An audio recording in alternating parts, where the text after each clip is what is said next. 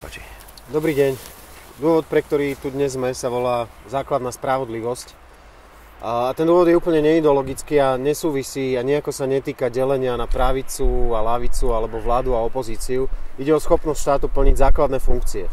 A jednou z tých základných funkcií je poskytnúť ochranu ľuďom, ktorým sa deje krivda.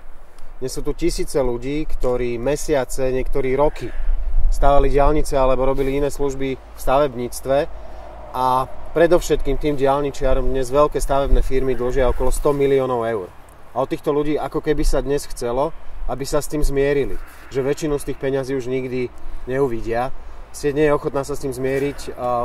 A prišli sme sem dnes aj preto, aby sme týmto ľuďom ukázali rešpekt a starosť o to, ako to bude aj vo vzťahu k ním, aj vo vzťahu k budúcnosti, ale súčasťou toho rešpektu je dať priestor ich skúsenosti, aby oni povedali, kde ich tlačí topánka a čo sa im vlastne za tie uplynulé mesiace a roky aj zo strany štátu, aj zo strany týchto veľkých stavebných firiem udialo. Asi by som poprosil pána Blaha, keby mohol tú tému otvoriť. Nech sa páči. Dobrý deň, takže... Poďte trošku ešte bližšie, ak dovolíte. Dobrý deň, takže ja som tu dneska viac menej za podnikateľov z Banskobystrického kraja, ktorý sme vlastne v minulom roku napísali nesúhlasný otvorený list adresovaný popredným predstaviteľom vlády a taktiež prezidentovi Slovenskej republiky. V tejto súvislosti chcem povedať, že nás trošku mrzí, že už prešli vyše 2 mesiace a okrem pána prezidenta sme nedostali zatiaľ od nikoho z kompetentných odpoveď. Takže chcem povedať tak, že je to pre nás ťažké aj zorganizovať sa, tak aby sme vedeli sa ubrániť tomu, čo sa tu deje, pretože zákon o reštrukturalizácii je vyslovene škodlivý, o čom teda dnes vás presvedčia aj ostatní veritelia, ktorí majú osobné skúsenosti práve možno s výstavbou diaľnic. Skúste povedať váš konkrétny príklad, o koľko peňazí ste vy ochudobnení, na aké platby čakáte, ako dlho? Takto, možno naša firma nie je práve tá správna, lebo my sa podielame v rámci reštrukturalizácie VAO-stavu, my sa podielame na občianskych stavbách, teda nepriamo na diaľniciach. A to, čo sa nás dotklo, tak je práve to, že my sme sa podielali na projekte, ktorý bol financovaný z europrostriedkov. My sme vôbec nepredpokladali, že by sme mohli chytiť tú reštrukturalizáciu, ktorá nás zostala do kolien. Udialo sa tak, momentálne vlastne máme vo VAO-stave utopené niečo vyše 20 000 eur. A to sú samozrejme suma bez ďalších nákladov, ako sú penále, zameškania v bankách, v sociálnych poisťovniach, výdavky na advokátov a tak ďalej. A s tým by to bolo koľko, keby ste rátali aj tie penále, aj tie omeškané platby? Mohlo by to byť niečo okolo 26 000 eur. Ako to vysvetľujete tým ľuďom svojim? Tak my to zatiaľ držíme. Snažíme sa, aby to tí naši zamestnanci nepociťovali. Je to pre nás ťažké, nedá sa to robiť do nekonečná. V zásade, s čím sa akorát teraz na firme stretávame, je to, že ľudia, ktorí nás ostali pracovať, tak sú tí lojálni pracovníci a v podstate v tejto veci sú s nami. Dobre, ešte vás poprosíme celé vaše meno a vašu pozíciu. Ja sa volám Milan Blaho a som majiteľom a konateľom firmy Remal Industries. Ďakujeme. Ten problém súvisí aj s tým, že tých reštrukturalizácií je strašne veľa, že sa z toho stala masová záležitosť a funguje to tak, že naozaj ľudia, ktorí odrobili, nedostanú zaplatené a tí veľkí idú ďalej, ako keby sa nič nestalo. Je tu viacero ďalších ľudí, ktorí vedia k tomu povedať, koľkokrát opakovane už boli obeťami vlastne takýchto praktík. A skúsme ešte, keď vás tu máme, že skúste nám ešte vysvetliť možno priamo ten proces reštrukturalizácie, ako to teda dnes funguje a my sa na to musíme pozerať, respektíve aj tí zamestnávateľia. No, zoberme si to naozaj z takého laického pohľadu, že dnes je tu veľká stavebná firma, ktorá dlží ľuďom približne 100 miliónov eur a ten návrh smeruje k tomu, aby sa približne 10%, možno trochu viac, možno trochu menej uhradilo. Tá firma sa očistila od týchto záväzkov a išla ďalej. A keď zarobí ďalšie peniaze na verejných zákazkách, my vieme, že niektoré z tých firiem už dnes majú účasť na ďalších verejných projektoch, financovaných aj z peňazí takýchto ľudí, ktorí tie peniaze pre štát odrobia, lebo štát nemá žiadne vlastné peniaze. Niekto ich musí pre neho odrobiť. Aj z týchto peňazí sa potom budú financovať tieto projekty a pôjde sa ako keby ďalej a tí veľkí budú žiť v pohode ďalej a títo menší a strední podnikatelia tuto sú na kolenách kvôli týmto praktikám, ale naozaj ide nám o to, aby ste počuli skúsenosť terénu, aby tí ľudia povedali sami za seba, s čím zápasia každý deň už teraz. Ale nie je to, ja predsa len ešte otázočka, nie je to legislatívny problém, keď štát dovoluje, aby sa toto dialo v súdy? Tak ja to dokončím teda celé. My sme práve preto minulý týždeň prišli s 5-bodovým plánom ochrany predovšetkým živnostníkov, ale pomôže to každej malej a strednej firme do budúcnosti. Jeden z tých plánov je vrátiť základnú spravodlivosť do toho procesu. To znamená, keď nie je schopný ten dlžník zaplatiť tie záväzky, no tak sa veriteľ, majiteľ pohľadávky, do doby, kým nebude zaplatená na 100%, stane podielníkom tej firmy. Aby tam bol tlak na úhradu tých záväzkov. Druhá vec sú priame platby subdodávateľom, lebo to je časť problému, že sa nazbierajú tie peniaze, sústredia sa u tých veľkých a k tým, ktorí odrobia tú skutočnú robotu, sa málo kedy dostanú. Čiže priame platby subdodávateľom dnes skúšajú tento model podúčtov, začínajú ho úspešne skúšať vo Veľkej Británii. Ďalšia vec je možnosť dobrovoľného poistenia cez garančný fond. A tá vec, ktorú už máme pripravenú v paragrafovom znení, aj sme vám o nej dnes chceli povedať, je rozšírenie ochrany pred nevyplácaním mzdy aj na živnostníkov, ktorí často tiež nemajú svojich vlastných zamestnancov, majú ako keby jedného odberateľa, čiže sú ako keby takmer v zamestnaneckom vzťahu, ale žiadnu ochranu nemajú. To znamená, ak niekto má prostriedky na to, aby vyplatil úhradu za služby živnostníkovi a napriek tomu to úmyselne neurobí, tak takisto môže byť vystavený trestnému postihu. Pán Procházka, platilo by tam nejaké, povedzme, pravidlo, nejaká suma, na ktorej by to začínalo, pretože dostať sa do štruktúr a stať sa podielnikom takých veľkých spoločností, asi by to nebolo príliš jednoduché, ten legislatívny proces by bol zrejme zdĺhavý.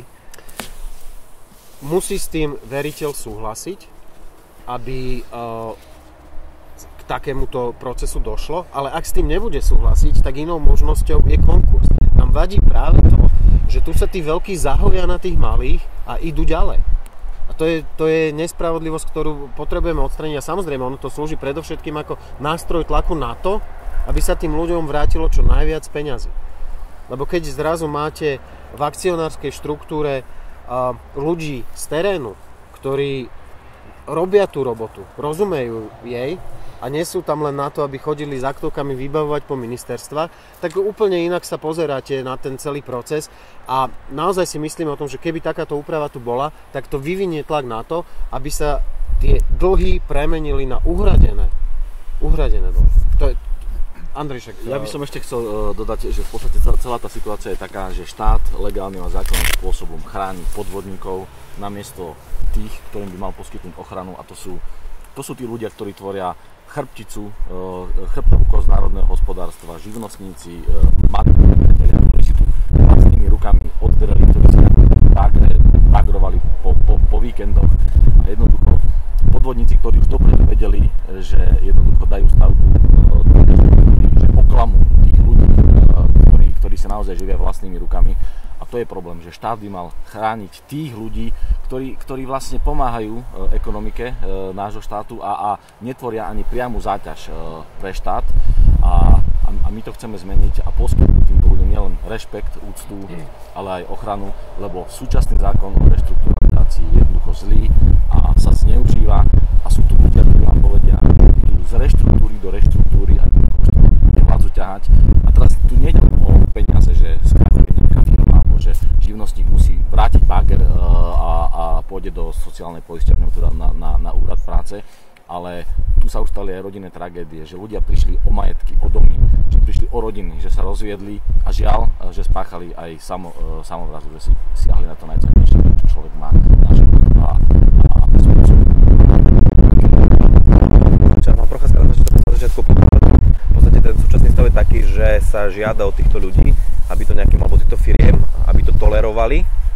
Kde vy vidíte tú príčinu, prečo to došlo až sem, že aj spoločnosť na to tak pozerá, ako keby to ani nevidela? Lebo to umožňuje štát a súčasná vláda by to mala riešiť, lebo jednoducho tá situácia sa stáva neúnosná, že treba si uvedomiť ten fakt, že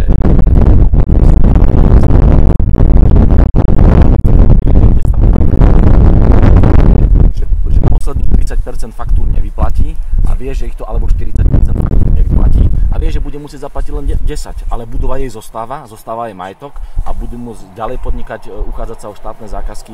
Jednoducho tento systém je chorý a chráni podvodníkov. Pán Lachan, dobre sa pýtať, ja by som, lebo týka sa to podstaty, na čo sa pýtate. Tuto politici 20 rokov pestujú také ukazovanie prstom, že ty si v minulosti urobil alebo neurobil to, a ten problém tu naozaj je niekoľko rokov. A každá z tých reprezentácií má nejaké máslo na hlave. Ale to neznamená, že teraz znova strčíme hlavu do piesku a vždy príde doba, kedy ten pohár trpezlivosti pretečie. A my dnes hovoríme, že stačilo takémuto nakladaniu so živnostníkmi a s malými a strednými podnikateľmi. A ja by som sa veľmi nerád dočkal toho, že ministerstvo dopravy alebo ministerstvo spravodlivosti na to bude reagovať tým, že ale veď vlastne to je spôsobené tým, že staviame len 2-krát tak drahšie ako inde v Európe a nie 3-krát tak drahšie. Že zase príde minister dopravy a povie, a že Figel alebo iný minister dopravy predtým spravil toto alebo toto. Pozrime sa dopredu a skúsme pomôcť ľuďom, ktorí tú pomoc potrebujú a nielen ju potrebujú, ale si ju zaslúžia. Čiže konštruktívne sa na to chceme pozrieť, preto sme pripravili podrobný 5-bodový plán. Dávam príklad s tou DPH-čkou a jej platením až po úhrade faktúry. Ministerstvo financií dnes hovorí, že však my to spravíme v lete a bude to platiť od 1. januára 2016.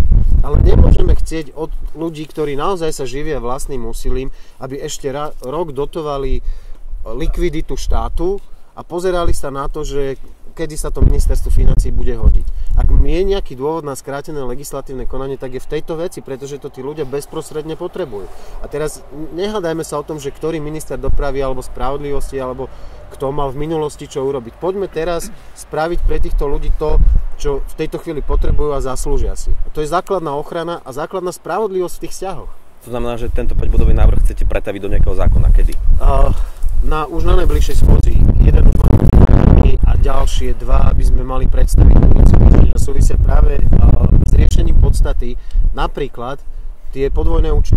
Čiže úhrada platieb nad určitý objem priamo subdodávateľom, nie cez nejakého sprostredkovateľa, ktorému sa to nalepí na prsty a ľuďom, ktorí odrobia tú robotu, už sa to nedostane.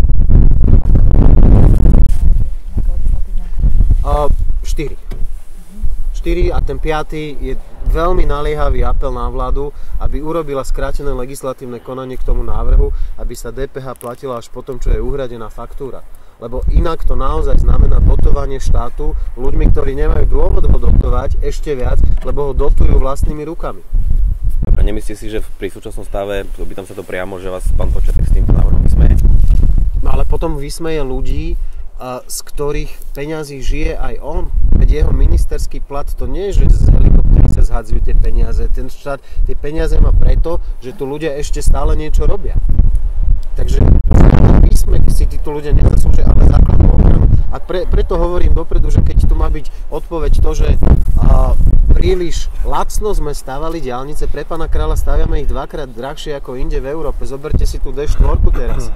To je dvojnásobne drahšie, ako niečo podobné postavili v Rakúsku. Čiže tie peniaze išli do tých projektov, ale vidíte, vlastne niekde zostali a majú teraz, ja neviem, či sa to premenilo na jachty, na vily alebo na čo, ale jednoducho ľudia, ktorí to odrobili, tak tie peniaze nemajú.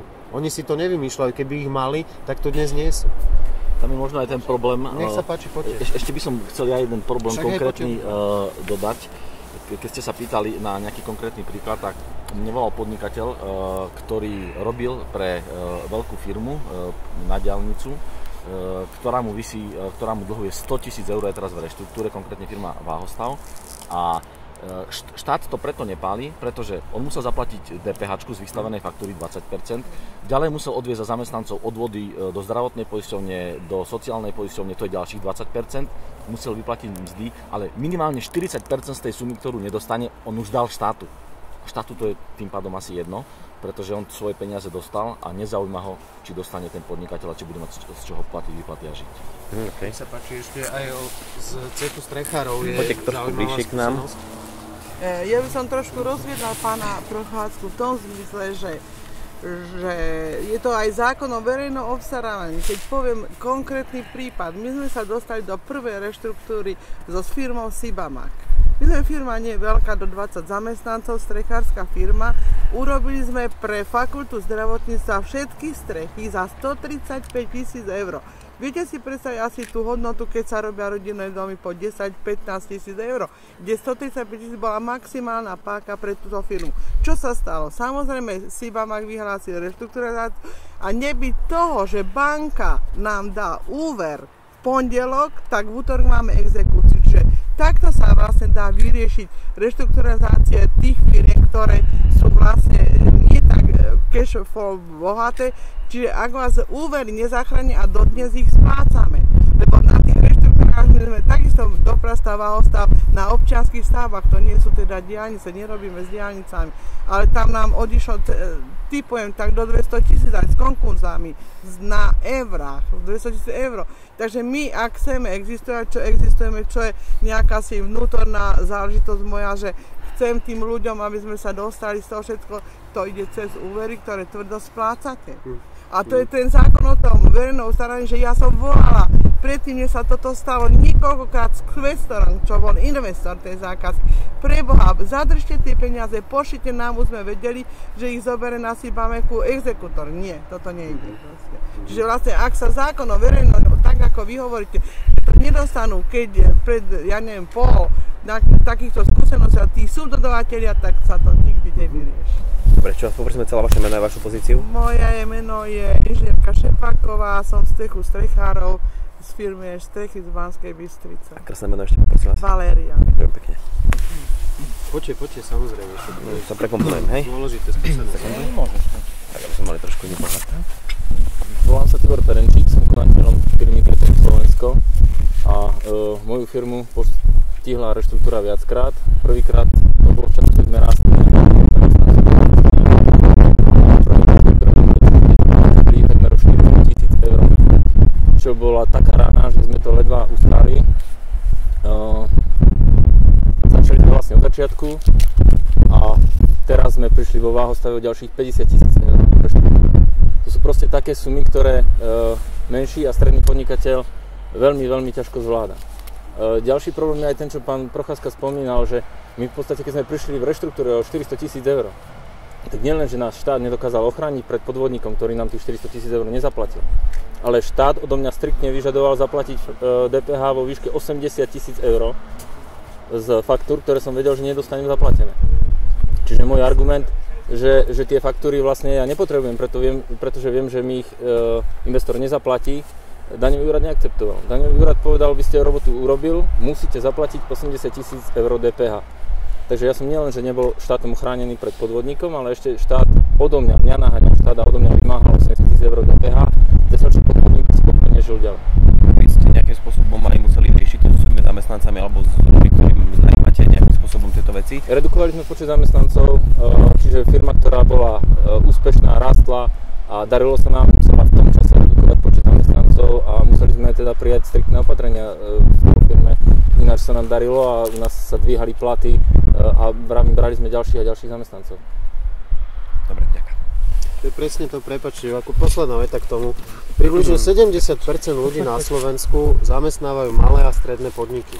Ale keď sa k nim bude štát chovať presne tak, ako sme teraz počuli, tak vlastne ľudí bude zamestnaných v odzovkách na úrade práce.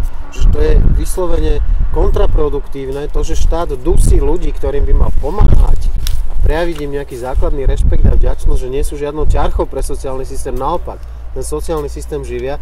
To je zdravý rozum hovorí, že práve takýmto ľuďom potrebujeme pomôcť, pretože oni si pomáhajú sami a pomáhajú celému štátu a národnému hospodárstvu. Z ich peňazí žije ten štát. Ďakujem veľmi pekne. Samozrejme. Minister sa vyjadril, že by spoločnosť, ktorá stáva diaľnicu, mala byť doplatená, lebo nemá dostatok peňazí, ktoré vysúťažila. Považujete toto za správnu cestu? Minister jeden alebo druhý hovorili, že nebudú už žiadne dodatky a nebude sa klamať vo verejnom obstarávaní tým, že sa potom bude spätne doplácať a v skutočnosti tá vysúťažená cena nič neznamená. Čiže teraz povedať spätne, že tá firma, ktorá tých ľudí priviedla do problému, dostane ešte nejaké ďalšie peniaze, nie je riešenie. Keď chceme niečo riešiť, tak peniaze majú dostať tí, ktorí odrobili tú robotu. Tiež my budeme teraz z verejných peňazí, aj z ich úsilia, živiť nejakú veľkú firmu a ona to potom rozdeliť ďalej. Práve kvôli tomuto sme sa dostali tam, kde dnes sme. A preto potrebujeme tie priame platby subdodávateľov. Okay, ďakujem. Poďte k nám bližšie. Ja by som teda... Ešte trošku, poprosím pol kroka. Moje meno je... Áno, povedz. Moje meno je inžinier Jozef Alek a som vlastne konateľom a spolumajiteľom firmy Energy Pro, ktorá už vlastne rezonovala, že vlastne my sme dali návrh na konkurs na váhostav a potom sme sa spojili s firmou Remal napísali tým otvorený list prezidentovi a tým ústavným činiteľom. V podstate, o čo sa jedná? Zákon o reštrukturalizácii je celý zlý. Treba ho čím skôr zrušiť, pretože ja to vnímam iba ako novú formu PPP projektov. Niekto to vymyslel, že postavte to, zaplaťte to a na konci možno dostanete 10%, 20% alebo 30%. O čom to je? Proste jednoducho týmto spôsobom by sa nemalo pokračovať. Viete, keď sme zažili prvú reštrukturalizáciu a zažili sme už 4, tak sme si povedali, dobre, točíme v podstate peniaze svoje prevádzkové, ktoré sme mali, v podstate to bol nerozdelený zisk. Je taký zákon, aký je. Dostanete druhú reštrukturalizáciu a musíte ísť na treba z úverové peniaze, alebo svoje vlastné nemáte. A keď vás zastihne tretia reštrukturalizácia, tak začnete zvažovať, že prečo, lebo ďalšia reštrukturalizácia je krok do pekla. Jednoducho to už sa nedá. To je v podstate zákon o reštrukturalizácii, návod, ako urobiť z úspešného podnikateľa bezdomovca. Viete, skončia vaše vlastné peniaze, ktoré ste točili, potom si zoberete úverové peniaze, ktoré niečím zaručíte a v ďalšej reštrukturalizácii nebudete schopní splácať ani tie úverové peniaze, tak jednoducho skončíte pod mostom. Nehovorím o tom, že tie ďalšie rodinné tragédie, ktoré z toho vyplývajú, viete, nedonesiete domov peniaze.